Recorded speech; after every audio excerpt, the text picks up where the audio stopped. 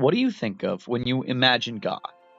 It's past time to expand the ways we think about God through personal story, theology, spirituality, and social justice. We will explore feminine metaphors and untapped language for God. Some familiar, some less well known, but all revelatory of a God who is more than we've been allowed to imagine. One thing is for sure: God is more.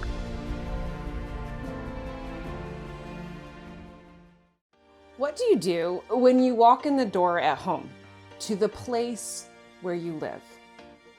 Maybe you change into more comfortable clothing.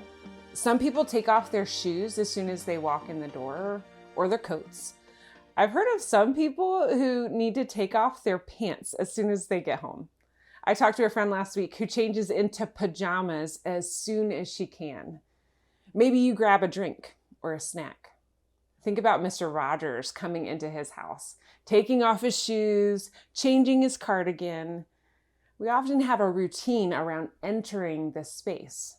I do boring stuff, like hanging up my coat and letting my dogs out of their crates. Or maybe another relevant question would be, what are things you can only do when you're home? And this is more a question about your state of being. How are you when you're at home? Now, you're probably more likely to just sprawl out on the couch to relax and watch television. You might tip your chair back at the dining room table, drink from the juice carton. Home is the place where you intuitively know the rules and the expectations. It's also a place where you let your guard down, where you're most comfortable being yourself. In our home, we make up silly songs and dances.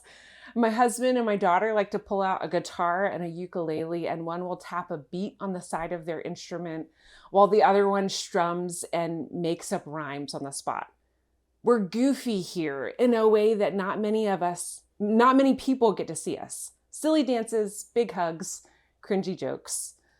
We're also more likely to lose our temper and yell or cry because we're sad. All of our emotions are more freely expressed here at home than anywhere else. Mallory Wyckoff, author of God Is, reflects on this idea of home. Home is the space where I get to be seen, to be known, to matter, where I may leave 1,000 times, but I'm received with open arms upon every return, where I glimpse what it might mean to be a human being instead of a human doing. Let's pause here for a chat question. What does home mean to you? Take a minute and think about it.